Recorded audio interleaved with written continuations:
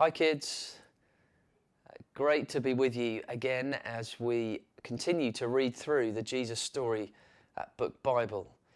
And in this evening's story, we're going to begin to see just how amazing and kind and powerful Jesus is. And tonight's story is called A Little Girl and a Poor Frail Lady. So if you're sitting comfortably, let me begin. There was once a little girl who didn't get out of bed one morning, or the next, or the next. In fact, she didn't get out of bed for a whole month.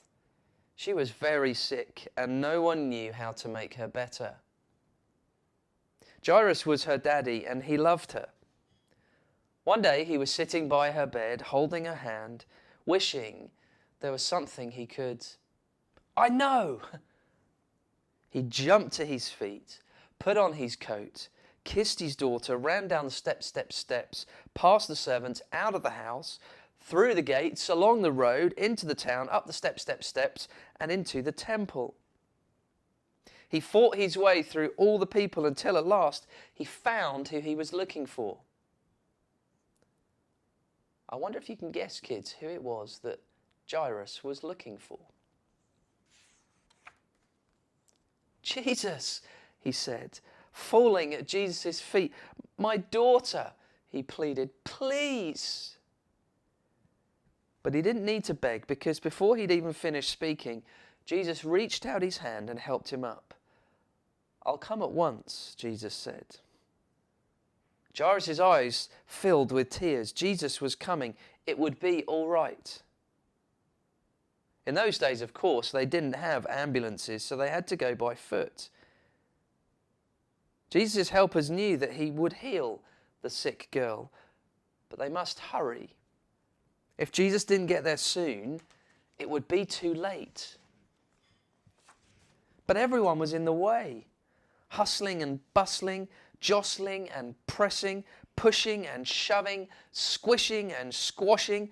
The disciples ran ahead, forcing back the crowd.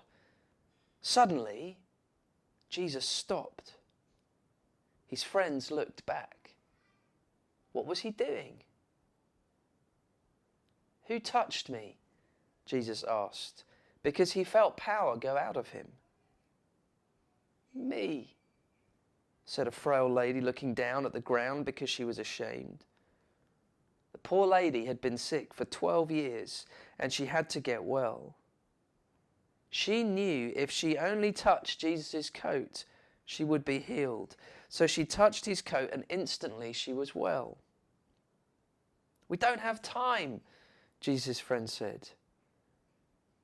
But Jesus always had time. He reached out his hands and gently lifted her head. He looked into her eyes and smiled.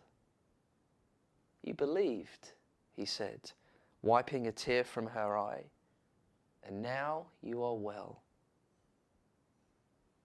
Just then, Jairus' servant rushed up to Jairus. It's too late, he said breathlessly.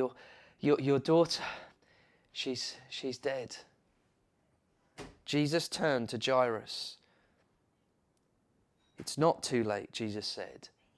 Trust me. At Jairus' house, everyone was crying. But Jesus said, I'm going to wake her up. Everyone laughed at him because they knew she was dead. Jesus walked into the little girl's bedroom, and there, lying in the corner, in the shadows, was the still little figure.